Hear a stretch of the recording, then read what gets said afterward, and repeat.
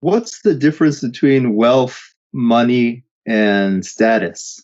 Wealth is the thing that you really want. Wealth is assets that earn while you sleep. Wealth is the factory that with the robots that's cranking out things. Wealth is the computer program that's running at night that's serving other customers. Wealth is even money in the bank that is being reinvested into other assets and into other businesses. Even a house can be a form of wealth because you can rent it out, although that's probably a lower use of productivity in the land than actually doing some commercial enterprise.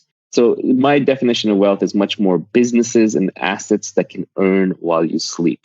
But really the reason you want wealth is because it buys you freedom. So you don't have to wear a tie like a collar around your neck. So you don't have to wake up at 7 a.m. and rush to work and sit in commute traffic. So you don't have to waste away your entire life grinding all the productive hours into a soulless job that doesn't fulfill you.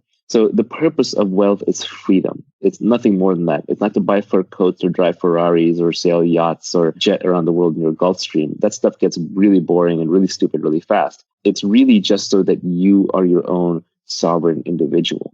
You're not going to get that unless you really want it. And the entire world wants it. And the entire world is working hard at it.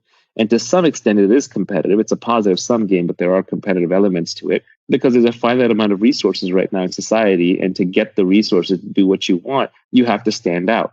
Money is how we transfer wealth. Money is social credits. It is the ability to have credits and debits on other people's time. If I do my job right, if I create value for society, society says, oh, thank you. We owe you something in the future for the work that you did in the past. Here's a little IOU. Let's call that money. And that money gets debased because people steal the IOUs. The government prints extra IOUs. People renege on their IOUs. But really what money is trying to be is it's trying to be a reliable IOU from society that you are owed something for something you or someone who gave you the money did in the past. And we can transfer these IOUs around. So really money is how we transfer wealth. There are fundamentally two huge games in life that people play. One is the money game, because money is not going to solve all your problems, but it's going to solve all your money problems. So I think that people know that. They realize that, so they want to make money. But at the same time, many of them deep down believe that they can't make it. They don't want any wealth creation to happen. So they virtue signal by attacking the whole enterprise by saying, well, making money is evil and you shouldn't do it, blah, blah, blah. But what they're trying to do is they're actually playing the other game, which is a status game. They're trying to be high status in the eyes of other people watching by saying, well, I don't need money. We don't want money. And then status is just your ranking in the social hierarchy. So wealth is not a zero-sum game. Everybody in the world can have a house. Because you have a house doesn't take away from my ability to have a house. If anything, the more houses that are built, the easier it becomes to build houses, the more we know about building houses, and just the more people that can have houses. So wealth is a very positive sum game. We create things together. We're starting this endeavor to create this, hopefully, piece of art that explains what we're doing. At the end of it, something brand new will be created. It's a positive sum game. Status, on the other hand, is a zero-sum game. It's a very old game. We've been playing it since monkey tribes, and it's hierarchical. Who's number one, who's number two, who's number three. And for number three to move to number two has to move out of that slot. So status is a zero-sum game. Politics is an example of a status game. Even sports is an example of a status game. To be the winner, there must be a loser.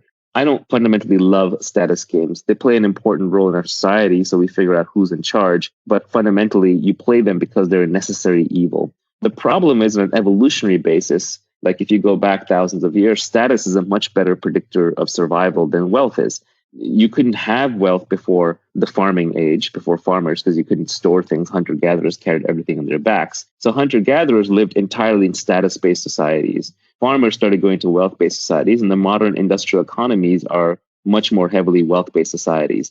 But there's always a subtle competition going on between status and wealth. For example, when journalists attack rich people or attack the technology industry, they're really bidding for status. They're saying, no, the people are more important, and I, the journalist, represents the people, and therefore I am more important. The problem is that by playing these status games, to win at a status game, you have to put somebody else down. That's why you should avoid status games in your life, because they make you into an angry, combative person. You're always fighting to put other people down, to put yourself and the people that you like up. And they're always going to exist. There's no way around it. But just realize that most of the times when you're trying to create wealth, you're actually getting attacked by someone else And they're trying to look like a goody two shoes, but really what they're doing is they're trying to up their own status at your expense. They're just playing a different game, and it's a worse game. It's a zero-sum game instead of a positive-sum game.